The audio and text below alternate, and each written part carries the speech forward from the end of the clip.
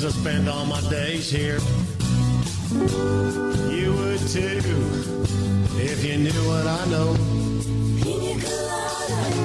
about a tropical tree. Suck straight from the coconut's teeth. When it's just right, it makes your short hairs grow. Got a hole in my straw hat, 2 tires on my Jeep flat. Maybe today I'll stay out of the sun, but the ladies are flocking. That means it's time to start cocking that brain freeze nectar that fills my fun gun. Hoisted another glass in pina colada burn. Coconut milk with a pineapple splash. Don't forget that the rum comes third. Passed out flat on my ass in pina colada burn. Bloodshot eyes and a sore mustache. Mouth tastes like pinata turd. The fuck? Hello and welcome back to Death Holler. I'm your host, Reverend Dr. Death, and this is my co-host, Llareyna. And you just heard the brilliant Coconut Pete sing Pina Colada Bird. The song that came out 7 years before Margaritaville. Before that chump sung Margaritaville. We are discussing Club Dread from 2004. Tagline, a vacation to die for. You know, it's short, it's to the point, it's precise. I dig it. And you'll have to forgive me because I never know how to pronounce his last name, but directed by J. Chandrasekhar, written by J. Chandrasekhar, Kevin Heffernan, Steve Lemmy, Paul Soder, and Eric Stolhansky, all under the group name Broken Lizard. Music by Nathan Barr, who should get an award because the music in this movie is amazing. Budget of $8.6 million. It only made 7.6. Lame. I hate that because I love this fucking movie. Oh my God. Principal players, we have Jordan Ladd playing Penelope or Penelope to anybody but Juan Castillo, who is a sheltered former Olympian gymnast. Oh God. She was in Never Been Kissed, Cabin Fever, Death Proof, Satanic Panic, Thanksgiving, the fake trailer, and I can't remember the name of the movies now. Planet Terror and Club and Death Proof, whatever that was. Yes. And then Inland Empire, Embrace of the Vampire, which is kind of a sexy vampire movie with Alyssa Milano as the main character. Oh, okay. It's something you see on Skinamax, honestly, is what it is. Grindhouse is the name of that movie, by the way, that has all that stuff in it. Okay. Brittany Daniel plays Jenny, who's the resort worker, who's the new Amy Aerobics, and she's a hoe. Kinda. She might have slept around with like 3 or 4 people in that resort, you know. Everyone except for Putnam. Yeah, everybody but him. She was in White Chicks, Little Man, Skyline, Joe Dirt, and Joe Dirt 2, because she's actually the girl that Joe Dirt's pining for the entire movie. Oh God, what's her name? Oh shit, I can't even remember. Brandy, yes. I forgot about that. It's Mandy or Brandy. It's Brandy. The Basketball Diaries and Sweet Valley High. We have Kevin Heffernan playing Lars, who's a masseur, has the magical touch, the Heaven Point in particular. Yes. And he's a super obsessed fan of Coconut Pete. He played, obviously, Farva, which is one of the best characters ever in Super Troopers 1 and 2. Mm-hmm. Played Beerfest. He played, actually, brothers in that movie. Oh, yeah. Brothers. He was in the original Broken Lizard movie that they made when they were in college called Puddle Cruiser, which is okay. Yeah. Just kind of like the Strawberry Beer and Beerfest. It's okay. He was in Slammin' Salmon, which is also another one. Yes. Quality they recently came out with. I need to watch that because I haven't seen it yet. It's like about the Hunchback of Notre Dame, and I think he's actually Quasi, the Hunchback in it. And he was in Dukes of Hazzard. He played like the redneck cousin or whatever that like blew shit up in that movie. Okay. And he's in a current series called Tacoma FD, which is like TV series with some of the other guys from Broken Lizard. We have Eric Stolhansky playing Sam, the fun police, who's ready to kill a man over a fucking dime bag. Yes. And our slasher of the movie. He's been in all the Broken Lizard films that a lot of them I just mentioned for, Lars. Also the Dukes of Hazzard, he was in that, and he's in a recent movie called Vendors.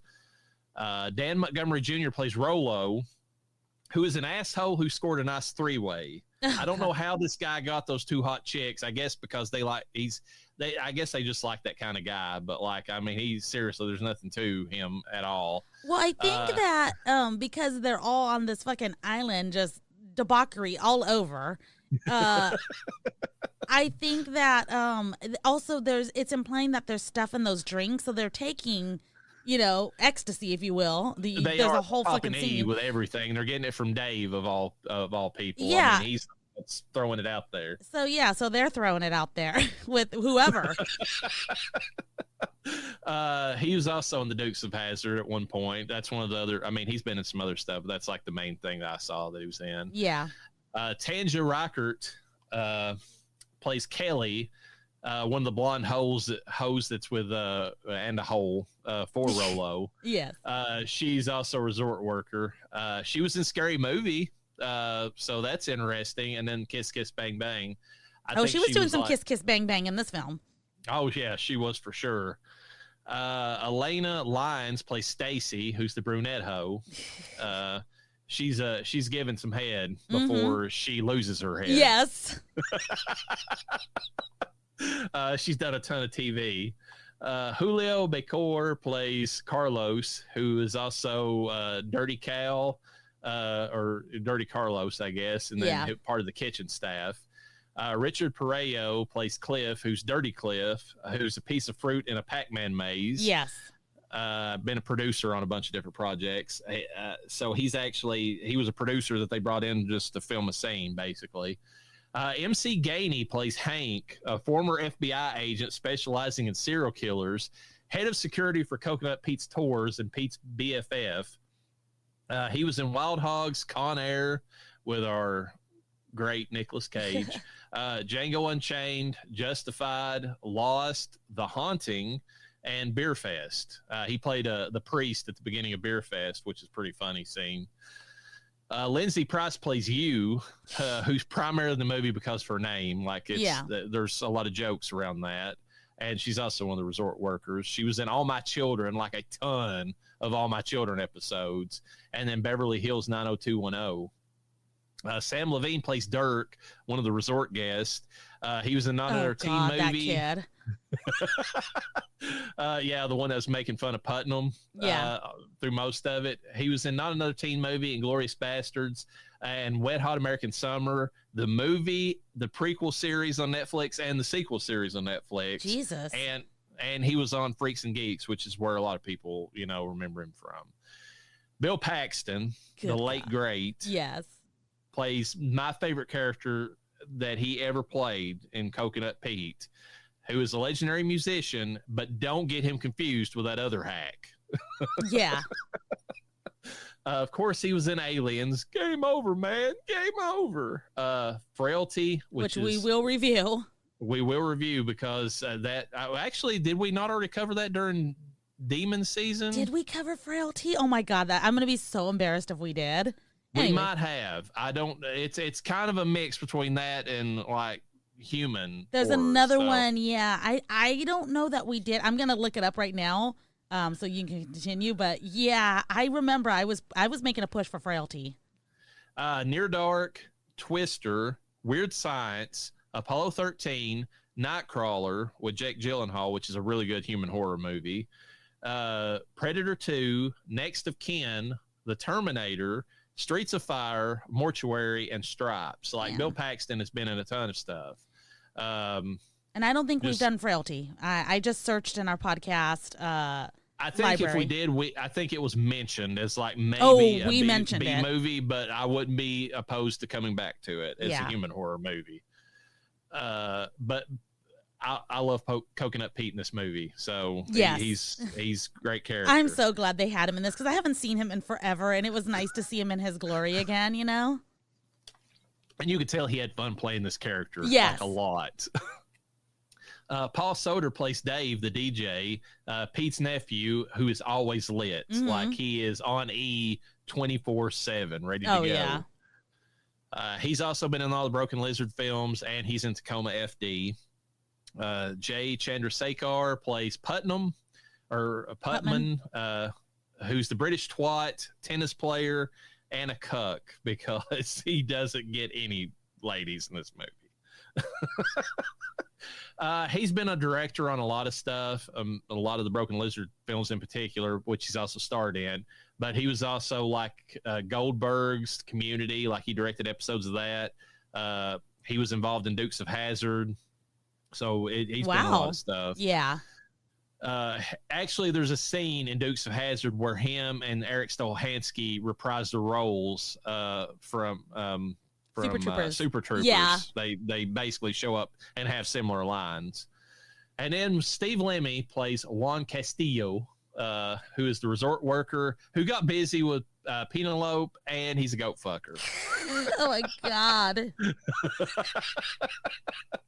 Of all the dark secrets of any characters in these movies, like he has the just, oh man, we'll get to it. And not only that, but like that's what he went to prison for. And it's like, then they give him a letter of recommendation saying he's not capable of the things that he's done before. Okay, goat fucking, I get it, but you're sending him to an island where he's fucking a bunch of other people.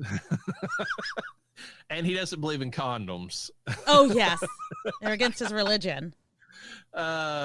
He's also been in Broken Lizard films in Tacoma FD.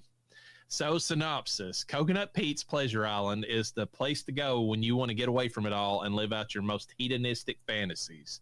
Or at least it was. It seems there's a killer on the loose, and the body count is rising daily. This tropical paradise is turning into a bloody nightmare, and it's up to the remaining resort workers to figure out who the killer is. Is it Lars, the new masseur who has an unhealthy obsession with Coconut Pete? Is it Jenny, the hot blonde who got her own workout show after the former host died under mysterious circumstances? Accidentally ate rat poison. Accidentally, yes. Actually, well, we'll get to that in the story. Or maybe it's Machete Phil back from the jungle to find his penis. Oh, God. Which is hilarious that we also covered Sleepaway Camp this episode. Yes. So, I mean, it's, it kind of fits. Heads are flying off bodies. The pretzel is fucking the watermelon in the tool shed. And Penelope is one limber chick. Whatever you do, don't mention Margaritaville. Body count, 14. Yes. That's a good count. Real good. Rolo sliced down the length of his body with a machete. Kelly has her fingers sliced off with a machete and falls from a cliff. Stacy is beheaded with a machete. Carlos is knifed off screen, hung from a glider, and then crashed into a life buoy shaft. Cliff has his stomach sliced with a machete. Naughty. Naughty Cliff. Sheriff and the cop from the main island have their gas poured on the boat that they're on and blown up with a flaming arrow.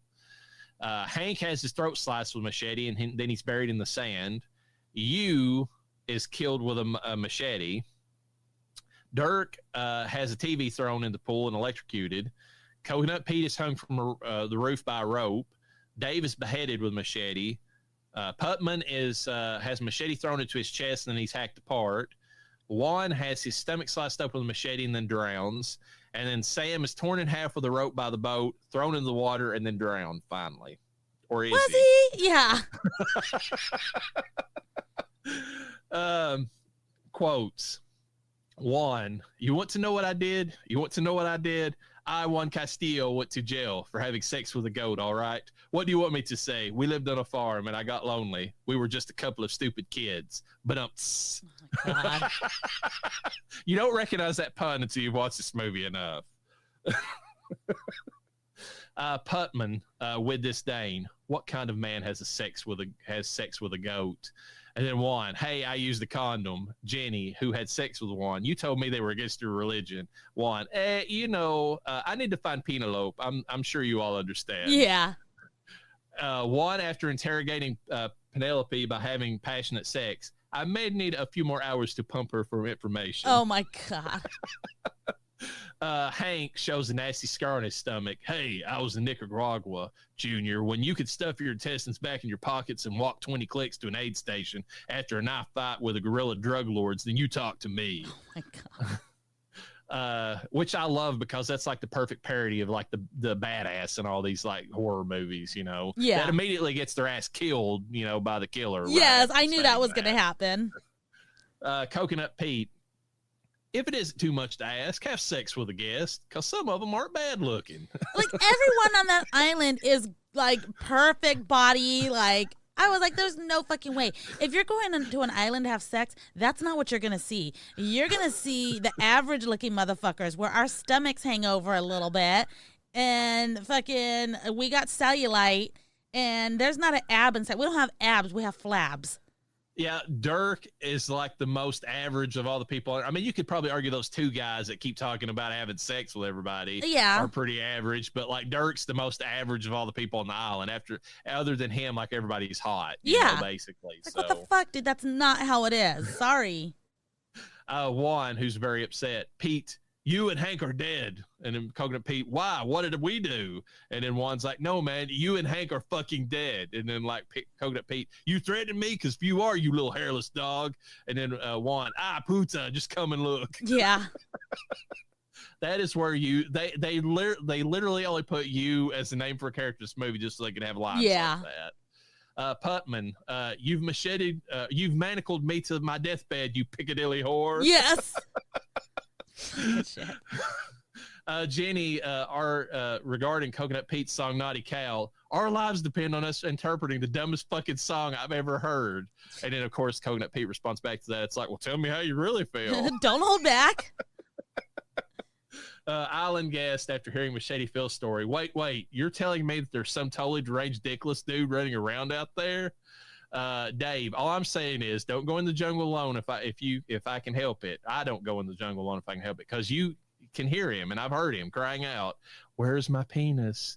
Where's my penis? Where's my penis? And then Putman suddenly stands up after doing a dick tuck, and so his penis isn't available. And that boy was me. Oh, my God. Coconut Pete, I think you mean Pina Coladaberg, a little song I wrote 7.5 fucking years before Margaritaville was even on the map. Of course, you wouldn't know that because you wasn't even born yet. Play Margaritaville, which was funny. I love the looks everybody gave at that campfire too. They're like, "Oh fuck, yeah, here like, we go." Oh shit! We were having a pool day yesterday, and we had music playing, and out of nowhere, one of the songs turns off, and I'm like, "Play Pina Coladaberg." The only one who got it was the hubby. Penelope lying on top of Juan, who's lying on the ground and talking in a creepy, soft voice. You've been very bad today, Juan. And Juan's like, what did I do? And Penelope, when you were supposed to be in the maze, you were eating watermelon. And Juan, who was fucking the watermelon, shocked, said, how did you know that? Penelope, because I see everything, Juan. Yeah, she was giving off real creeper vibes. Real creepy. Lars walks up behind Jenny, who's drinking some booze, and does a Tai Chi move on her back. Hey, Jenny. Jenny, by sheer reflex, her mouth opens, and the drink just slobbers down her front. Oh, and Lars is like, sorry. And she's like, give me a heads up before you do that. Lars, it's just a habit. I could see how tight you were from a mile away. And he starts to drink, and she's like, what can I say? Some girls are just tighter than others. And then by reflex, he spits all the booze that he's drinking on her face. Oh, yeah. And he's like, sorry. All over her fucking face. Oh my God. Lars, back off, fun pig. You want to fun fucking arrest me? You better get a fun fucking warrant. Otherwise, stay out of my fun fucking face. Yeah. Dave, what the fuck did you do, man? Costa Rican prison? That's some hardcore anal action, man. Yeah. And then Sam, nobody ever suspects the fun police. No, we do. No, I agree with Lars. Everybody suspects. Actually, I think it's one that said that. I always suspected the fun police. Yeah. Visuals. They did a really good job in this movie. Oh, yeah. It looks good. I mean, like the kills are good. The locale I really like. You know, even though it's like a daytime slasher movie through most of it, yeah, they do a good job with it. You know, yeah, I think they do a good job. Like we talked about earlier, there's a lot of nice looking people in the movie if you want to, go to it for that reason. So. You know what I saw that they held, I thought that they held back on personally is, yes, the girls all had boobs, but they were all girls that were so in shape. Like, these girls definitely worked out for a living. They weren't naturally in this shape. And so they all had small knockers. There was no one there with really big knockers. And if they did, they were fake. I agree with you, except for Jordan Ladd. She's in this, preview for the awards. Best boobs goes to her because her body frame, as small as she was. Oh, yes. Her boobs were the largest. Is that Penelope? Penelope, yes. Okay, yeah. And her boobs were natural. Yeah, so and that's why she's also in a lot of horror movies, I think, because she's, looks the way she does. So yes. But I even like Bill Paxton, like the way that he like just carries himself, looks in the movie. Like, I mean, it's part of the visuals, but also the acting. Like, he reminds me of like a Jimmy Buffett. Oh yeah. And it's funny because I didn't even recognize him at first, even though you had told me it was him. I was like, I do, but I don't. Who is this? Oh my God, that's fucking Bill Paxton. And he genuinely looked like he was so comfortable in this role. Yeah, the look on his face when he's sitting there. So after, I think it was like Dave or somebody, I think it was Dave that walks up to him and said, hey, Uncle Pete, this lady saw you at a certain concert on a certain day. When he goes over there and he picks her up and he's like walking away with her, when he looks back at them and that smile on his face, his eyes, the way that he looks and the way that just they made him, he looked drunk. Like, I don't know if he really was, but he looked drunk, like, I mean, legit. There was a couple times. There was another scene too where like he sees one of the lyrics on his board and he doesn't remember, but he looks at it and he starts laughing. He's just looking away, and I'm like, he is so like happy in this place. Yeah, he was having a ball in this movie. Yeah, he just was. Story. This is a parody horror movie, but it's actually got a legit decent story to it. Yeah, like, I mean, it does. Scary Movie is like just parody after parody after parody. This has its own storyline. This is like, I mean, there's not really a slasher that is exactly like this movie, but it does a good job of mimicking the story structure of all of those. Yeah. Well, and it's kind of a standalone because I don't know, because I went onto Google. And one of the questions that's asked is, well, what is, I was going to say Pina Colada Park. Club Dread a parody of, and there's really not a solid answer. No, it just takes the tropes in those movies and it makes fun of them is what it does. But it's its own thing. I mean, it is. And I got to give them credit. They hit the story beats just right. I mean, they even like every character at the beginning of the movie as they introduce everybody after Stacy's death or whatever, where her head rolls off of her body, which is actually a cool visual. Oh yeah, because her body's still fucking convulsing. Yeah. After they show that and they back up and they show everybody getting on the island and they show Rollo like dicking everybody over in that could be the prime suspect, because he literally, between him and the two girls, Kelly and Stacy, they fucking piss off every other person. Oh yeah, setting them all up to be the possible killer. They focus in on them, and then they give you like stories for each one of them throughout the movie. Like, like I mentioned earlier, Lars is the super obsessed fan of, Coconut Pete has that weird, creepy shrine to him. Yeah. What's her name? The main, I'm blanking her name now. Jenny is like, she killed the original Amy Aerobics, or it could have, because she died of poison. Accidentally, Reverend. Accidentally, yes. Jordan Ladd's Penelope, nobody knows why she's even on the fucking island. Like, so they set that up as like a mystery. One is set up as having went to prison, and you don't know until the end of it that it was for goat fucking. You thought it was for murder or something. Yeah. Everybody suspects the fun police, so he was already in the running anyways, regardless. And Putman, I mean, they don't really give him a reason why he would be the killer. other than the fact that everybody on the island fucking bullies the shit out of him. So he's the suspect just because he gets made fun of by everybody else. Yeah. And then Dave, I forgot about that. They throw in there that Dave, like his parents died in a tragic accident, and he's got this weird mystery about him. It's like, what happened? Why is he on this island? Yeah. So they all kind of have reasons why they could be the killer. The only one that they don't set up as a suspect is you. I mean, she's really the only one. Well, I wasn't in the movie. What's that? I said I wasn't in the movie. What are you talking about me? Yeah, well, you were not one of the suspected killers in this movie, so there you go. I wanted to bring up something real quick. It just popped into my head.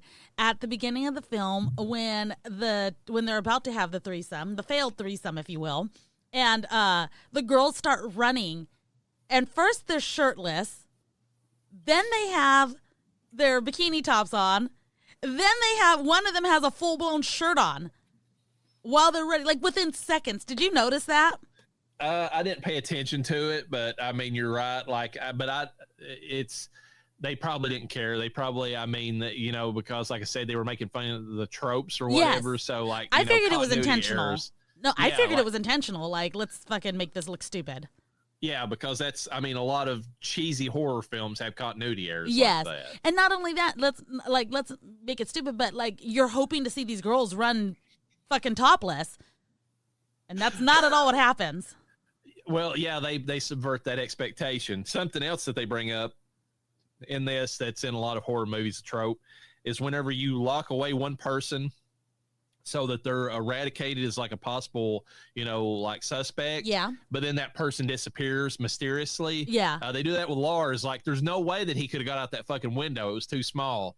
But then they reveal that he's got a way that he can like magically shrink his body, that he can like move through like smaller things. And then they play it off as a joke because Jenny looks at him and is like, you do that. Why don't you do that all the time? Yeah. And he responds back, is that a fat joke? Yeah.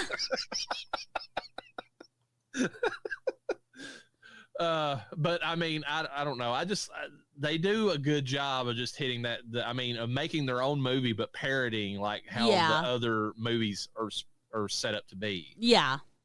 Acting wise, I think they all do a great job in the movie. Really, yeah. I mean, I didn't think I didn't think anyone stood out as someone that was like horrible. Putman was getting on my nerves a little bit. I know that was his character. Franklin Award. Oh, definitely. Okay. But he's intentionally supposed to be annoying in the movie. Yeah. Like, he's the one that you're like, okay, if he dies, who cares? You yeah. know? But Bill Paxton, he's the best in the movie. He really is. He's the queen of this film for sure. And then the music, it's one of the best. I mean, the original songs they came up with for Coconut Pete are such good rip-offs of Jimmy Buffett. And I like when you Google them, the artist is Bill Paxton. I mean, I know he sang them. I'm not surprised by that. That happens in Hollywood all the time. But I just love that he's an accredited singer now, Yeah, it's pretty good. Like, I mean, and like Naughty Cal, like, I mean, it's got enough creep factor to it, and that one part about how we're all going to die, that it actually works within the movie. Like, it's pretty good.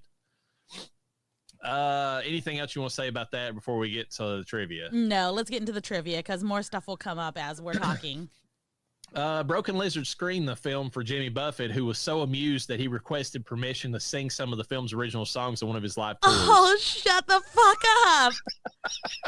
I would love to see Jimmy Buffett sing Pina Colada Burg. I really would. Hold on. I'm going to Google that shit. And if I find it, I'm going to play it. The joke about pronouncing Penelope as Penelope came about when Jay Chandrasekhar and Kevin Heffernan went to a screening of Carlito's Way from 1993, and when Penelope Ann Miller's name came up on the screen, a man behind the two said, Penelope? What kind of name is Penelope? Yeah. I love that they took like a real life thing and just made a joke out of it.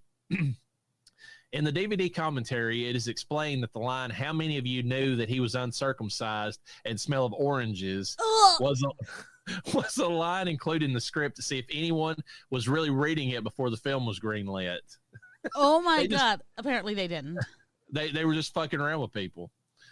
The translation of Steve Lemmy's character name, Juan Castillo, is John Castle, which was Patrick Swayze's character name in Dirty Dancing. Lemmy and Kevin Heffernan are huge Swayze fans. Oh, God. That's cool. That's fucking cool. Broken Lizard considers this their funniest film. I don't know that I would say that, but it's up there. Yeah. When the staff members are looking at Coconut Pete's old album, one of the song titles is "I'd Tell You," but then I'd have tequila. Oh my God! Shut. During the campfire scene, the cast tells the story of a former employee being tricked into having sex with a female corpse and going insane. That story is actually pretty good for Machete Phil, which also subverts expectations because his name was Phil Coletti. Wouldn't it make more sense if they called him Machete Coletti? Oh, yeah. I mean, when I hear it's one of those things, it's like, okay, they called him Machete Phil because it would make more sense to have it the other way. Yeah. But anyways, the story about somebody having sex with a female corpse and going insane is actually the backstory of the killer in the movie Terror Train from 1980. Oh, God. Okay. And he was tricked into doing it by people around that were his classmates at the time. The outfit that Stacy wears in the first scenes mirrors the camp counselor uniforms in the original Friday the 13th. Oh, the yellow shirt and the short blue shorts. Yes. Yes. And then we were like, holy crap, those shorts are fucking short for back in the day. The character Coconut Pete and Coconut Pete's music strongly resemble the song The Ballad of Coconut Pete by Jim Morris. Oh, interesting. When Coconut Pete calls Putman on stage at an hour and 1 minute and 48 seconds, Pete says, "Putman Livingston, I presume." Dr. David Livingston was a physician and missionary, traveled to Africa in the 1800s. When Henry Morton Stanley first meets him, he famously said to Dr. Livingston, "I presume, apart from Stanley, Livingston was the only white person for 100 miles. Putman is the only brown person in this movie." Yeah. Or swarthy brown character in this movie, because technically Juan is supposed to be, but he's as white as, everybody else. Llareyna Lyon's only on-screen nude scene as of 2021. So if you want to see her nude, you got to watch her in this movie, right, around the time she's giving head to Rolo. So there you go. Those boobies pop out. Media Site Complex chose Jordan Ladd's scene as number 14 of the 15 best topless moments in mainstream horror movies in 2020. I don't disagree. She's got some nice boobies. Yeah, she does. Death Holler Awards, Final Girls. Doesn't really have one, but Penelope is the closest of the three survivors because she, unlike Jenny, she fights back the most amongst the two ladies that are left at the end of the movie. Yeah, that's true. Although you could argue Lars is the final guy of the movie, but there's like three people. So, yeah. What'd you think about the slasher, Sam the Fun Pig? I was a little disappointed. I mean, I thought he was a good slasher. Like, I'm not disappointed in his role or how he did things. I thought he was cool. I don't know what I was expecting. I wasn't expecting him, even though the Fun Police, you immediately suspect them. I think he'd had a good crazy killer look. Yeah, that's true. Finally, when he full on, killer at the end of the movie. Yeah. And I love the parody at the end of the movie, too, which we didn't talk about, the fact that they couldn't really kill him. Like, he literally was chopped in half, and half of his body was still moving. Oh, my God. That was so funny. It just kept going and going. And, well, even Lars' comment, it's like, will you fucking die already? Yeah. Best kill, I think it's the Stacy's point of view head falling off. I love that where her head got chopped off, and like you said, you could see her body convulsing or whatever, with her eyes through her decapitated head. And her boobies bouncing. Yeah, I would say that Sam getting ripped in two would be also one. That one's mine. Yeah. Had some good visual effects. And then the Costa Rican police exploding from a Viking funeral is pretty inventive. Like nobody else gets, that kind of treatment in a lot of these movies. Yeah. Is there any other kills in the movie you thought were better or worse? Or I did like the scene where you could see the slasher killing, who was dressed as a pineapple at the moment, killing one of the camp counselors in the maze while other people are running by. I thought that was a cool visual scene. It was, and also like that whole thing. Like that is, I want to actually try to. I mean, how cool would it be to play live action Pac-Man like they were doing in that movie? It's pretty fun. That was pretty cool. And the funny thing in the movie is that the ghosts were all like these hot chicks. So like you couldn't do anything to them unless you got a drink. You know. Like Pac-Man getting, you know. So let's see, the best scream would probably be Kelly.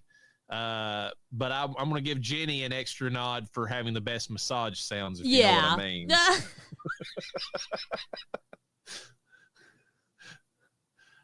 Best boobs, Penelope, yeah. Straight up. And there was a lot of boobs in the film. It had Stacy and Kelly weren't bad either, but like you said, they were a little on the smaller side because they were more fit. They're more fit, and not only that, were the fake ones on the Fit Girls. They look fucking terrible. They're so far placed apart. They're super tight, and I don't know that guys find that sexy, but I don't like a boob that doesn't move. I don't know that guys care, to be honest. Okay. As long as they're not like Tara Reid's after she got boob implant surgery and like one's way up high and one's she really I feel like some guys still fucking jerk off to that though. Well, there's probably a certain select group of guys who actually prefer fucked up tits. Like there's something they want them out of, you know, like weird looking or something. It's gross, whatever. It's a thing. My mom used to have some Tupperware titties, and I remember that because she was also very, like, at the time she was fit, and she doesn't have them anymore, but like she would go to give me a hug, and it just felt like you're being like two fists were just pow, blocking you from getting like giving that person a hug. It hurt. I did not like it. I was like, holy shit, dude, how does that feel? Like, you know, like that. So there's this one lady that was always on the internet. You say that, and it brings us to mind that had like, I don't know, triple E, something or other tits, something ridiculous. They looked awful. But her whole thing was that she would like destroy watermelons and other stuff like that with them. That's probably the reason why. I mean, she could because I mean, they probably, like you said, they were so tough from all the, you know, silicone that was in there that they just, you know. She damaged a few of her boobies too. I know she'd have to go and keep getting them redone and everything like that. And it's like, what the fuck? Yeah. There's a certain point. I mean, you know, I'm not saying all guys agree with me. They're probably screaming at me for even making this comment. I think I've said it before on here. There's a certain point whenever they get too large that they look just ridiculous. Like they, you know, they don't look hot. They just look stupid looking, you know. Well, and that's the thing about with me and skinny girls and fakers is that they look like those boob lamps, you know, that are on your walls. Mm-hmm. Just these two hard masses that don't do anything. Let's see. Best side character. Best side character. Coconut Pete. He's the greatest. Oh, yeah. I mean, you're not going to get better than Coconut Pete for a side character. No. You really aren't. And Franklin Award, I said Dirk in this. Putman should get the Franklin Award. He really should. I didn't think about it whenever I was typing this up, but he straight up gets it. How annoying is the Doom Prophet? I put in here didn't really have one, but there is a Doom Prophet, and it's a weird one. Sam, the fun pig, is the Doom Prophet because he's the one, and it's a bragging thing, I guess. Hey, did you guys see what the killer put on the activities board? Oh yeah, he's the one that's doing all that because he's bragging on himself. Yes, well, and no one's noticing too. So he wants, hey guys, did you see what I did? Well, I mean, if you're surrounded by people who look like they look in this movie, and you got all those drugs, you got all the booze, like, why would you pay attention to the fucking activities board? I mean, like, you know, only the fun pig would pay attention to that. Best Coconut Pete song. I'd say Pina Colada Berg. Do you have another one that you prefer instead? Well, there's only 2 songs. Well, there's actually a few in the movie, but like there's that, and there's Naughty Cal, and I want to say that there's like, there's maybe one other one that they actually play in the movie, but what was the first one? It wasn't Pina Colada Berg that was the first one that was playing, was it? I don't think it was. I liked that one, but I forgot what it was called. Oh, Pleasure Island. Pleasure Island, yeah. Yes. Yeah. So there's several in the movie, and Pina Colada Berg's pretty good. Yes. Best Coconut Pete album title. Sea Shanties and Wet Panties. Oh, my God. I mean, come on. That's pretty good. Oh, my God. Fucking Bill Paxton must have just fucking loved this movie all over. And then dumbest moment, I mean, it's a comedy, but Hank threatening to kill her but not moving to kill him. Oh, yeah, that was hella funny. He's like, come over here. He's like, eat shit, you kid. And then like then Sam just walks up and just cuts him, you know. Oh, I just knew that. I was like, he was talking all that shit, and I was like, he's gonna fucking die so fast.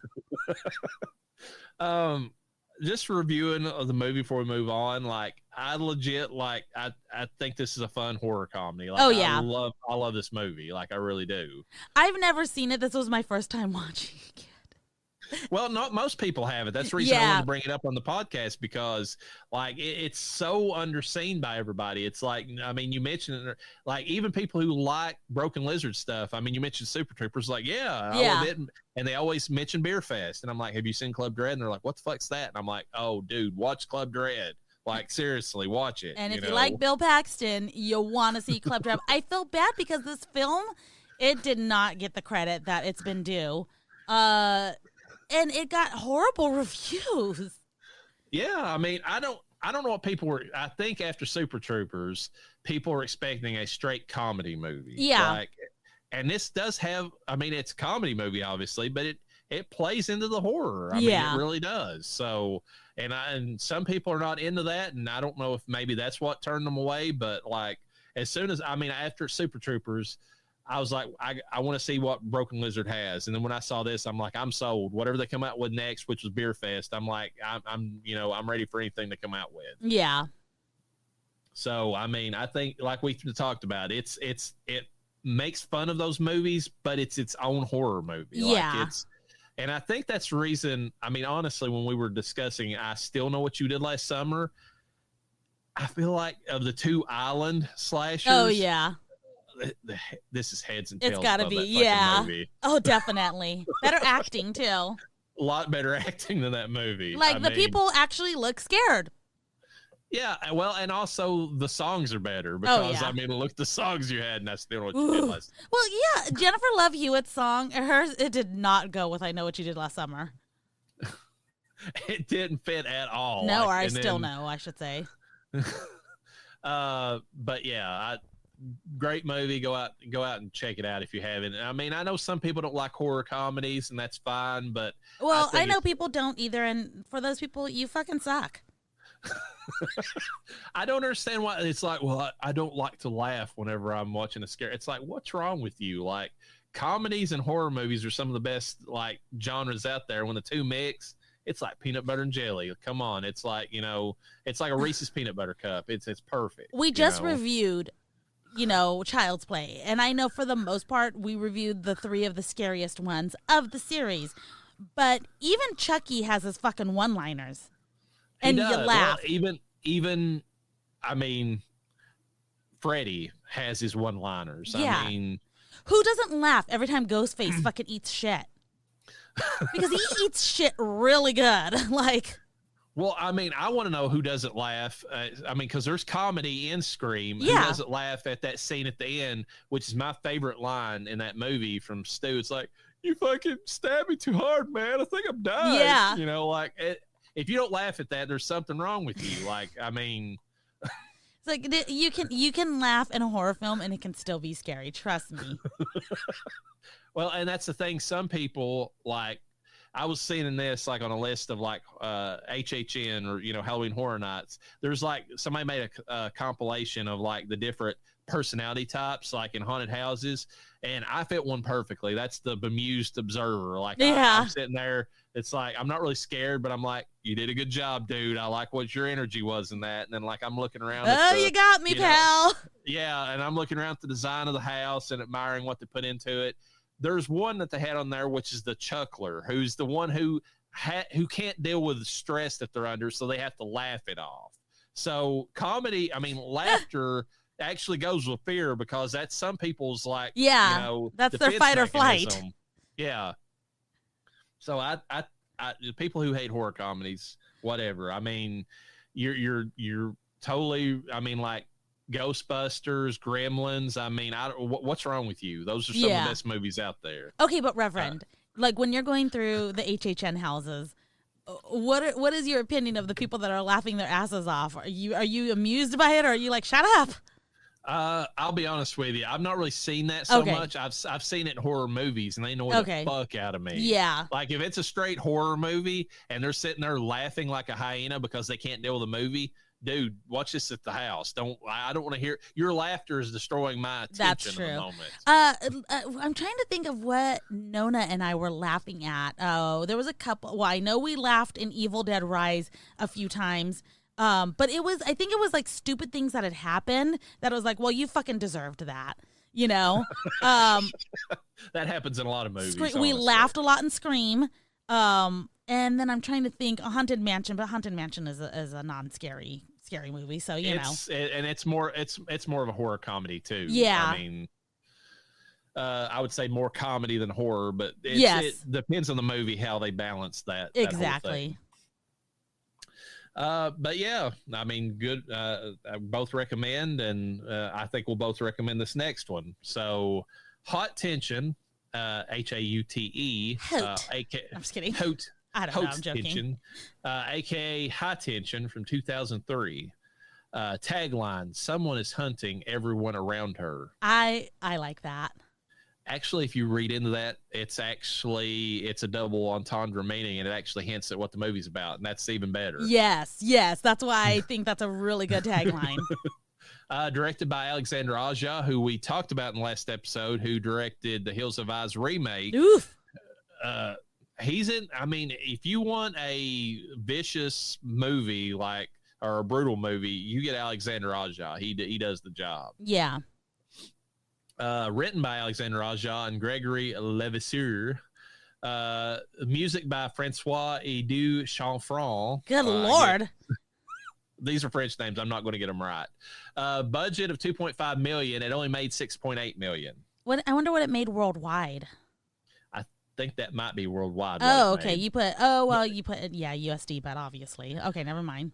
Yeah, it's I mean, French, I don't think, like, even if French movies do well in their home country, there's not, I mean, they don't, like, money wise, it's not like the US or, you know, like everything else combined. So, principal players, Mai Wen, who the actress just goes by that. Okay. So, I mean, like, she's a single named actress, plays Alex, who is a legit final girl. Yes. Of all the ones we've covered. She was in Leon the Professional, The Fifth Element, and she was in the Cranberries video, Promises. Yeah. Cécile de France is Marie, Alex's friend, ? She was in the movie Hereafter. Philippe Nahan plays Latour, a.k.a. the killer, who is the sexual deviant slasher in the movie. Yes. He was in Horsehead, Cannibal, Humans, Lady Blood, and Brotherhood of the Wolf, which is supposed to be a decent werewolves type movie. Hendrix the dog is our best boy. Aww. Him was This a big is Rut-row warning, people. Yes. Just giving you a heads up in this. It's very gentle, so you can survive this one. There's also a rut-row. It's funny because there's also a rut-row warning in the Hills Have Eyes. So it makes me not maybe in the new one too, but also in the old one, which makes me think that maybe Alexandre Aja was inspired by Wes Craven. You know, a little bit. Andre Fenty plays Alex's father. Oana Pillay plays Alex's mother. She was also in Children of Men. Marco Claudio Pascu plays Tommy, Alex's little brother. Oof. Frank Calhoun plays Jimmy, the gas station clerk. He was in the Maniac remake in 2012, Amityville: The Awakening, and P2 as the director, and Piranha 3D. Piranha. And Gabriel Spahiu plays the car driver at the end of the movie. So it's got a very small cast, really, considering, you know, what goes on. Big rut-row warning, again. Yeah. Synopsis. Marie joins her friend Alex on a road trip to visit Alex's family for the weekend. While there, a home invasion takes place, leaving everyone but Alex dead and Marie the only person who can save her. A cat and mouse chase ensues as Marie tries to free her friend without becoming a victim herself. Heads are ripped off with bookcases, throats are slit, Good Samaritans are chopped up with cement saws, and Roadhead is given a whole new meaning. Hearts will bleed. and their tagline. Yes, and puppers will not make it. No, puppers will not. In fact, in the body count, of which there is 6, which is most of the people in the actual fucking movie, Hendrix the dog is the first one to go. Yes. Has his neck slapped or snapped. Yes. Alex's father has his face lacerated with a straight razor, and then he's decapitated with a bookshelf. Alex's mother has her throat slit with a straight razor and then has her hands cut off. Tommy is shot in the back with a shotgun. Oof. And then seen dead afterward. Yeah. Jimmy is impaled in the chest with an axe, back stomped on, and then falls deeper onto the axe. And then the car driver at the end is disemboweled, bisected with a rotary cement saw. Yeah, that one for sure was my kill. Yeah, it's probably the best kill in the movie. And it's, I mean, anytime you get a saw, it's one of the most visually impressive. That's why they put saws. Saws are highly impractical weapons. They really are. They're kind of stupid, but they're in horror movies because viscerally they're the most terrifying weapon that somebody can come running at you with. So, quotes in the movie: Marie, I won't let anyone come between us anymore. Yeah. Alexia, or Alex, the problem is he's got a girlfriend he doesn't want to split up with. Marie, why are you so interested then? And Alexia, someone who's taken must be worth it. I'm skeptical of single guys. Hoes be hoeing. I threw that in there because you might appreciate that with a certain friend of yours. I tell you, the hoes be hoeing. Latour in French, subtitled, "You drive a woman crazy, you little slut." Oh, okay. That should tell you something, folks. Yes. Before we get to the reveal. Visuals. This movie looks fucking amazing. Mm-hmm. The scenes that before they get to, the actual kills, like of the countryside. Like there is a scene in this movie at the beginning of the beginning that I noticed where like they're driving and like the sun setting behind them, and there's like these cornfields. Yes, it's beautiful. It's gorgeous. He is so good at like visually depicting the world that you're in. Movies. It's a French countryside and it is gorgeous. The kills themselves, bloody as fucking all get out. I mean, bloody and brutal. Yeah, brutal is the word. I mean, they really are. They're quick and they are to the point. Yeah, the only one that I thought looked kind of bad. It was still a good kill, but the mom gets her neck sliced, and it looked very Freddy Krueger-y, plasticky, where the neck part was, and then the blood was a little dark, like it was black, almost, at least visually from what I was looking at. However, when she starts choking on her own blood and sputtering it everywhere, I know that they eventually rip the head off, or at least it's implied off camera, but the blood that sprays onto the closet is normal looking, you know. Yeah, they do a good job of making the kills very bloody, as you would imagine them to be. Yeah. The nighttime scenes, especially with the gas station, lit perfectly. I mean, this movie is very visually, appealing as far as like how he set it up. Story wise, it's a very simple story. I mean, he straight up, and I think that might be, I might even have in here the Wes Craven, and in the notes. But you look at early Wes Craven movies, this has a lot of it. There's a home invasion. There's somebody who's like, who the killer's like sexual deviant of some kind. If he's not looking to rape, he's going to kill whatever he can't rape. And then the twist. What the twist? I should have saved that button. What the twist? If you claim the first time you watched this movie that you knew what the twist was, you're a fucking liar. Yeah.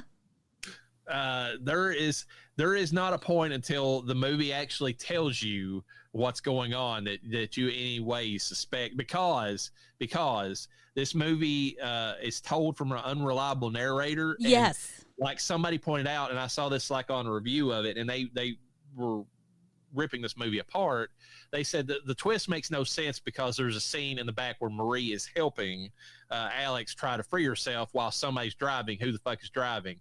And then somebody pointed out, and then this is what I would point out, Marie is projecting that she was in the back helping Alex. She was in the front driving the entire time, and it's all in her fucking head that she was back with Alex. She was probably screaming things at her, and wondering why the fuck she was not appreciating the fact she was helping her because she. And then Alex is like, "What the fuck are you talking about? You're not back here. You did this to my family. What the fuck's wrong with you?" Yes. It's wild when you find out the actual twist, which is very close to the end. Yes, and we'll go ahead and reveal that it's that Maria is the fucking killer the entire time. And I was going to ask you this because this goes into the story and this is the description. I mean, part of the discussion of this movie. At most of the movie, outside of one scene that I can think of, is told from Marie's perspective. Like in the scene that I'm talking about is this. There's a scene where Alex's mom and her little brother are outside, and he's talking something about the cowboy outfit. Yes. That's the only scene I know of in the movie that doesn't have, Marie involved in it directly. Yeah. But around that time, there's a scene shown off on the side of the road where the killer Latour is is getting roadhead. He's got a corpse head that he's having, do things to him. To me, that symbolizes that at the same time in the car, when the two of them are riding around together, that Marie is thinking about Alex sexually, and that and that's what she in her mind.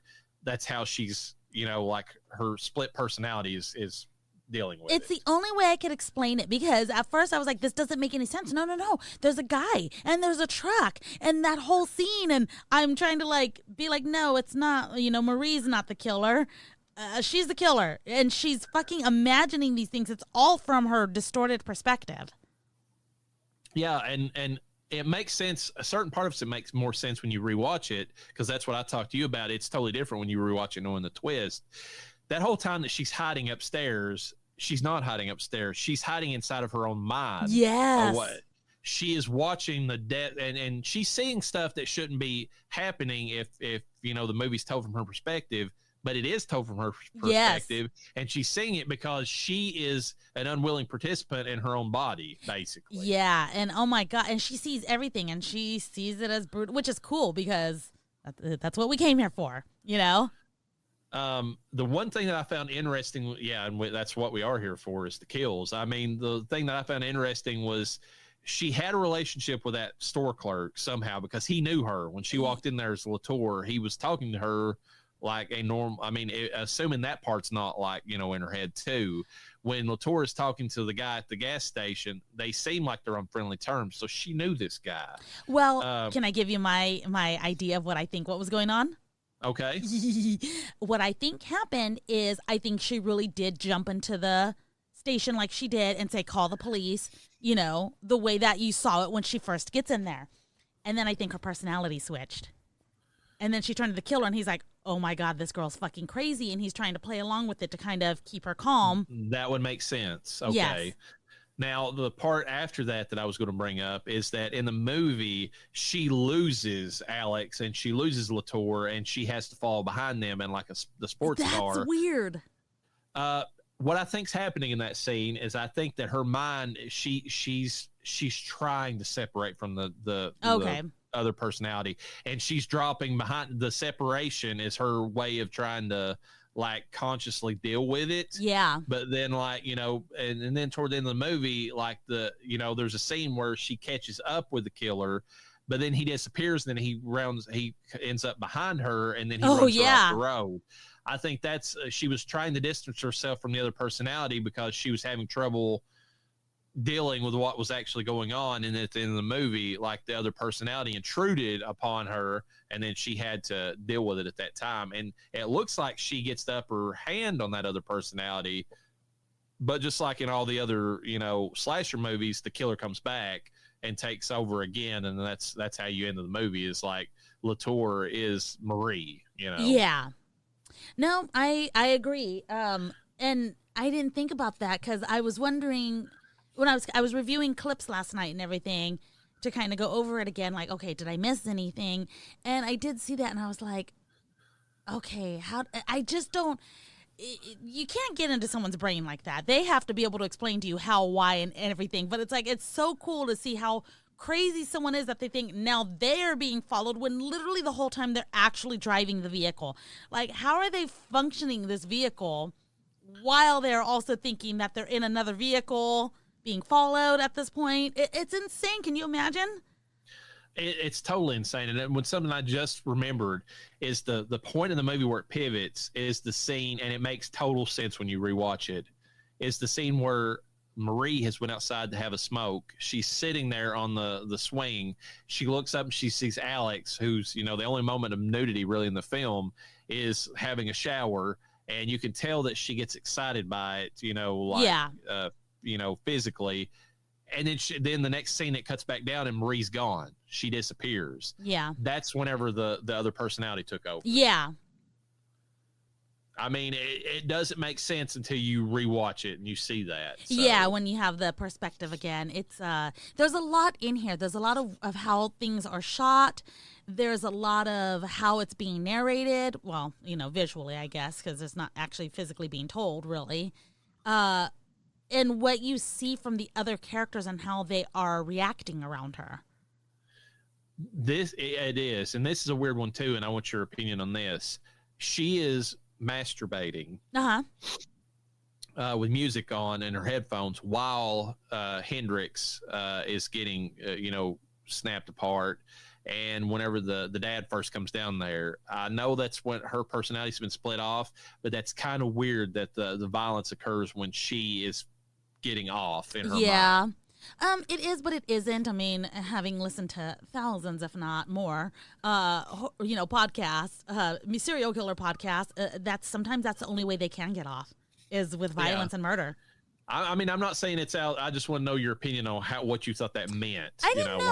I hadn't thought about it until you just put it into perspective right now, because I was just thinking that, she's into Alex, and she's off in this countryside alone, and I thought literally she's just pleasuring herself. I didn't think about it in the way you're saying, and that is spot on. Yeah, there's a lot to this movie that I don't think. Well, it don't get the credit it deserves anyways. It doesn't. If you look in horror circles, they'll mention this movie, but it's really only like true horror fans that really know about this movie, period. Like if you bring it up to anybody else, they're like, what the fuck's that movie you're talking?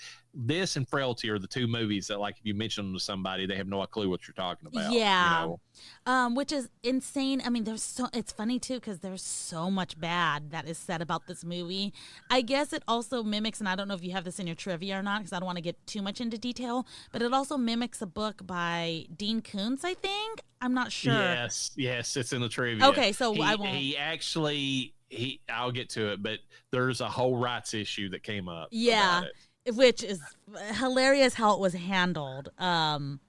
Anyways, we'll get into that when that happens. Going back to me saying how the characters respond to her, because the first thing you see, the first slash, not so much kill, is at the front door when the dad gets slashed in the face. And you kind of, I don't know about you, but when I first saw it, I was like, why is he just staring at this guy, confused? I mean, I guess it could be like, what are you doing here? But he's confused and he's taken aback and he's not on any kind of alert because it's fucking Marie. Yeah, it's Marie, and if you rewatch it, you realize that's the point. She never came back inside the house. She never did. In her mind, she did, but she didn't in reality. Yeah. When she disappeared after getting aroused by Alex, she disappeared. Yeah. And the other personality took over. Definitely. So it's like, it's just weird, and like nobody nobody fights this guy, and it's because they don't think they have to fight him, because it's not him, it's her. Well, it's him. I mean, it's her, but it's also she's coming out of it at times and, throwing the person off. They don't know how to respond to that. Oh, 100%. It's crazy. And how did she snap that dog's neck? He was a fucking big boy.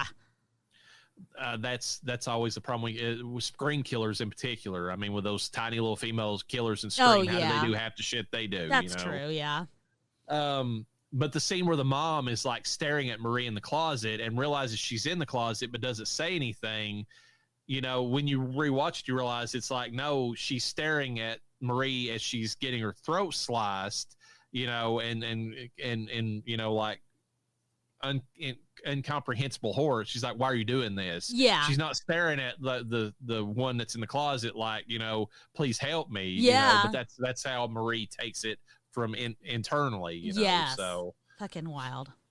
And then the scene where the killer is like petting Alex while she's sleeping. Oh yeah. That makes way more sense whenever you realize it's Marie doing it. Yeah. Yeah.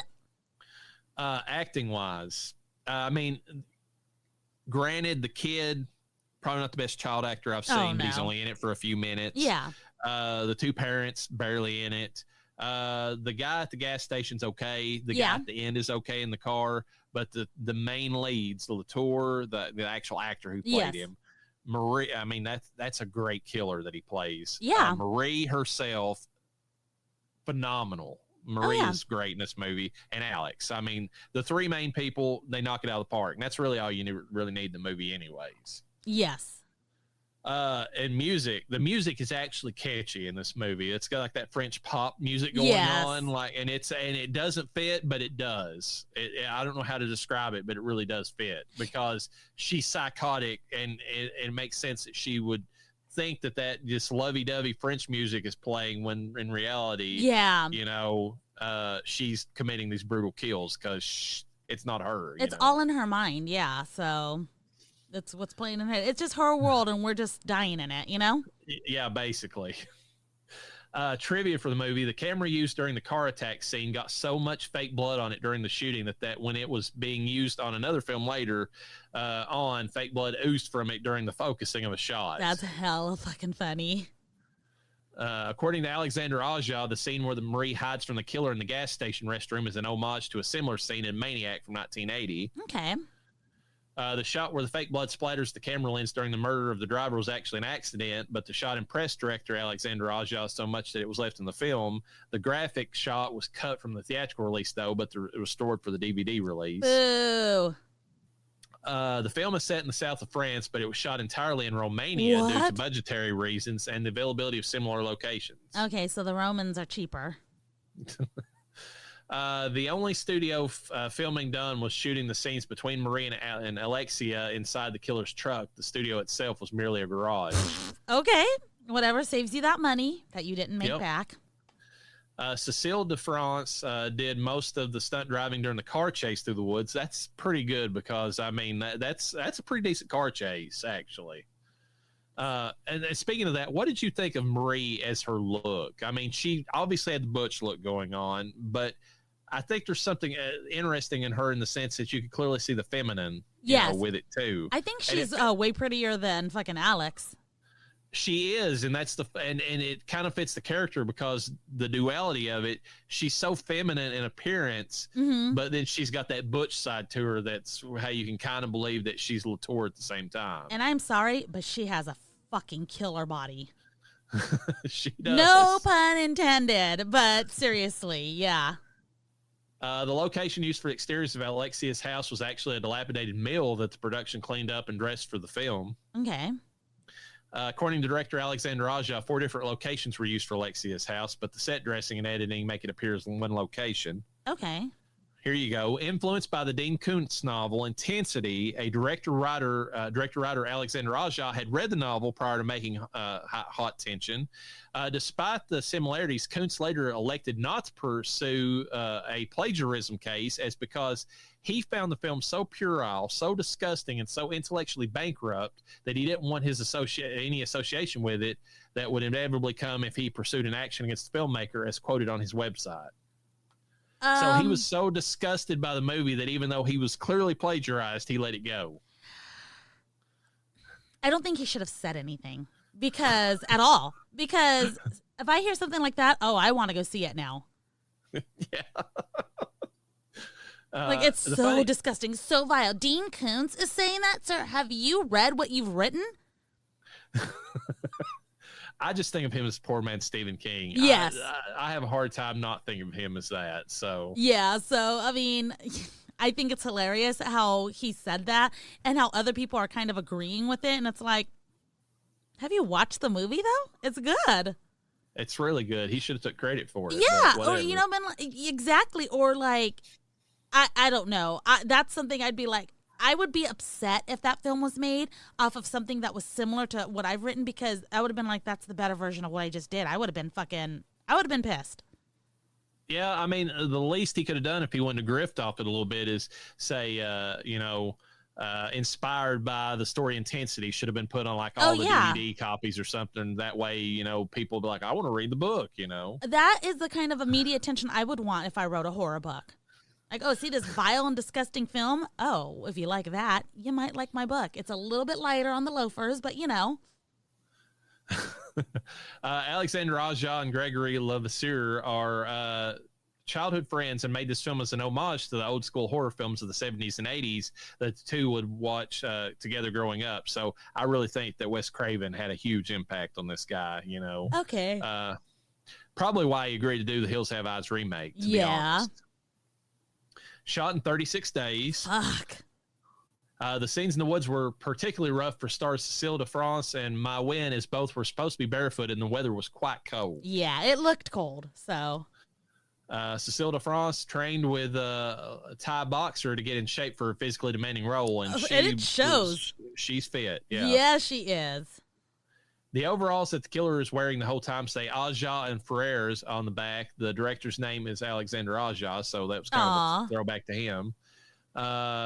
Alexandre Aja met star Mai Wen at a stand-up comedy show in France. Her ex-husband Luc Besson consulted on the script. Okay. He's pretty famous. Luc Besson is. He's wrote several big time movies. So. Cool.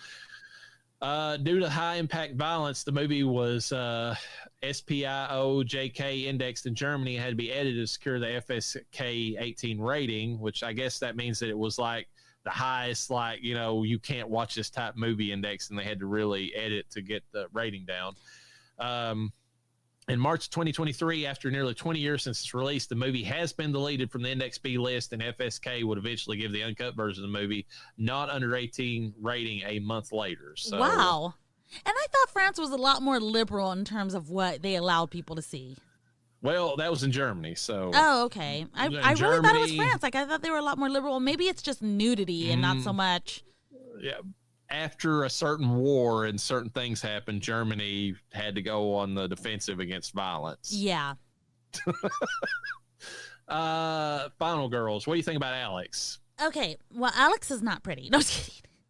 Well, she's not really. She's not, but I can't fairly say that she's amazing or not amazing, because we don't really know if Alex tried to fight for her life or not.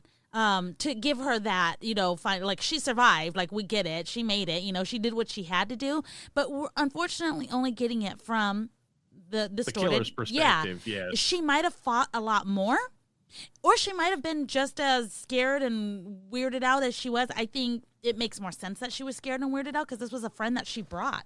She's probably harboring a lot of guilt, like, oh my God, I did this. This is my fault, Yeah, I didn't vet this person, and now my family's destroyed because of it. Exactly. So there's a lot that I don't know. Ultimately, I'm going to say, she survived, and I think she's she's a final girl is all I can give her. Yeah, that's pretty much it. I mean, because you don't know enough about her. Yeah. I mean, because it's not from her perspective. Because could you imagine Marie as the final girl? Like, she's the fucking final girl. She is beyond any final girl we have seen, but she's not the final girl. She's the fucking slasher. Yeah, she takes it to the killer. I mean, more than most final girls out there, but like, she's not the final girl. It's all in her fucking head. Because if I see one of my friends fucking, like, I witnessed something the way Marie witnessed everything, and my friend gets kidnapped, guess what? I'm calling the police. I'm not going on foot and going after her to try to save her. I don't care how much I love her, or if it's a guy too, I'm not gonna go chase a killer that has my husband captive. I am sorry, honey. I love you, but I am little and I can only fight so much. I need to protect the kids, and I need to fucking let the police know what the fuck is going on. Speaking of that, though, Marie as the slasher, or Latour, it's a damn good slasher. Oh my God, yes. Latour is fucking creepy. The guy who plays that role in the movie is perfect. And then Marie, whenever you find the reveal, and then like you see how like how fucked up she is. Yes, it's one of the better psychological slashers. Yes. Out there. I like how Latour, specifically in the gas station, because that's where his lines are. Most of his lines, anyways. And because you know it from the perspective of this isn't Latour, this is Marie, but he's acting like a girl. He's like, how do I look in these glasses? And then he's touching the fucking gas attendant's hand, like stroking it really lightly. And it's like, I never even thought of that. You're so right. Yeah. That is true. Yeah. So I'm just like, ugh, I'm watching it happen. I'm like, okay. But at the same time, it's not necessarily Latour. I love that visually it is Latour and it's creeping you out. But the gas attendant is like weirded out because this bitch is psycho. Yep.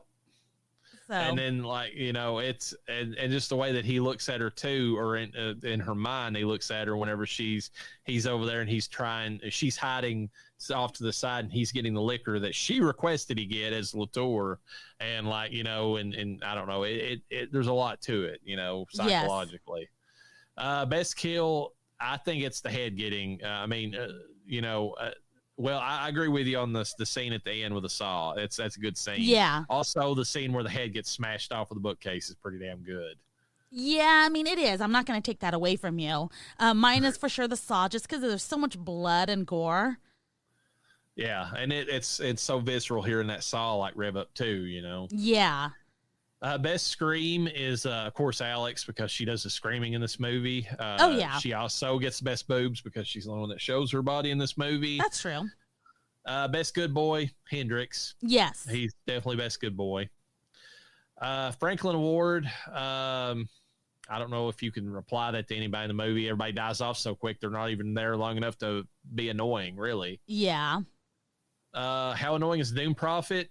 Marie is the Doom Prophet, but it's weird because it's just like in the last movie. There's our link to to Club Dread. The killer is actually their own Doom Prophet. Yeah, in a roundabout sense. Fucking weird. And then the dumbest moment is Alex not trying to exit the car through the other side while Marie Latour tries to saw her through the other. Like, I don't know why I mean, maybe I don't know, maybe she's locked in or something, but she should have tried to get out while the Latour Marie was on the other side, focused so much on it. Yeah, but again, this is from the killer's perspective. That's true. Like, yeah, so we don't know how much she actually tried to do. Yeah, there. And we don't know that there was ever a time she actually. Well, yeah, she was in the. Are you talking about when they're at the gas station? No, I'm talking about the end of the movie. There's a scene where the Latour as Marie finally starts sawing at one window. She edges over to the other, but she doesn't try to get out. She doesn't try to open and then she kicks out the window or parts that are remaining when she goes to the other side, whenever she gets attacked on the complete side. And that's when she gets the big jagged piece of, like thing in her foot. Yeah. So, I mean, but like you said, unreliable narrator, so you don't know how that actually played out in reality. Yeah, I mean, did she and obviously Marie has the she was trained by Titan. I'm just kidding. she's fucking athletic as fuck, so even if, like, let's say Alex did escape, like, how long was she running for before Marie was on her? I'm thinking she was like a fucking puma in, like, seconds, It's like, I got you, bitch, Yeah, probably. I mean... And she might even jam the actual, piece of glass in her foot, for all we know, because we're not seeing it the right way. Final thoughts on this movie. It's great, and more people should watch it. Yeah, and I don't watch foreign films. I don't. I saw this one. The hubby, obviously, I who knows what the fuck was going on. I did not sleep watch this one the first time he watched it, which was many moons ago. What year did this one come out? 2003, I think. 2003. So I feel like we saw this way after it came out, because I feel like I had at least one kid already. Okay. At the point. So I think we saw it like 5 or 6 years later. And I was like blown away by this movie. Like, holy shit, because you're fucked up. To me, it's like The Sixth Sense when you get that twist and you're like, no, fuck you, Yeah, and I mean, it when you see it, you're like, that doesn't. But wait, but she was driving, like, yeah, you're mentally fucked once you, like, when you're watching this for the first time, and if you're listening to this podcast and you haven't seen it, and if you get upset with us, fuck you. Okay, this movie, you gotta do your research. You can't be like, oh, unless you want a spoiler, but this is not a movie you should be spoiled on. In fact, I'm gonna have to put a huge disclaimer, because there are certain movies, like, I've been spoiled on the Barbie movie, whatever, and there's some movies that I'm like, yeah, just give me the spoilers because I'm good. I'm probably going to watch it anyways. But this is not a movie you want the fucking spoiler on. No, I mean, you can still appreciate it upon repeat, but you don't get that initial jolt like you do from seeing it the right way, You don't. So you definitely need to watch this. You can decide for yourself if this movie is as vile, and it is vile and vulgar and disgusting. That's what made this movie great. That's why it's known to horror fans. Because they really went that way with it. Exactly. And again, I don't like watching foreign films. I don't like subtitles. That's not an issue in this movie. So. No, and there's actually a dubbed version or mostly dubbed version that's fine anyways. Like, okay. I mean, their lips don't match up as well, but it's fine, Okay. I didn't realize that, but interesting, yeah. Tubi has it that way right now, so. Oh, wow, okay. God, so many good TV, free TV that you can get that is showing this shit now. Yeah, Tubi's great. Plugs, so Leanne to it, still a thing? I don't think Leanne to it is a thing anymore. The hubby is, I think he's, and I don't blame him, he's kind of sad about the, not having his usual guy, and getting people in is kind of hard, especially for my hubby's schedule right now. I don't know what's going to come of it, and I don't know, I guess I'm the only host that can jump in when we do, but we be busy right now. So, yeah, I don't know that that's a thing, but absolutely fucking not still a thing. Absolutely not still a thing. In fact, the message I have, it looks like we're recording tomorrow, which is Monday for us. So, which means Tuesday we should have an episode out. So we already got our topics and everything. So yeah, that's going to be a thing for now. Hopefully my hubby can figure out a schedule that works for getting people in, to do his show. It's just not the same without two guys, Yeah, it had its own dynamic. Exactly. And I like that. And I was like, I'll fill in for you. And whenever he wants me to, whenever he feels like, hey, let's go do a show, that's fine. I'm here. But it's, like I said, it's not the same. That's not, I don't think that show should be us. I think it should be him and one of his friends. So. All right, folks. With that, peace be with you. And with your spirit.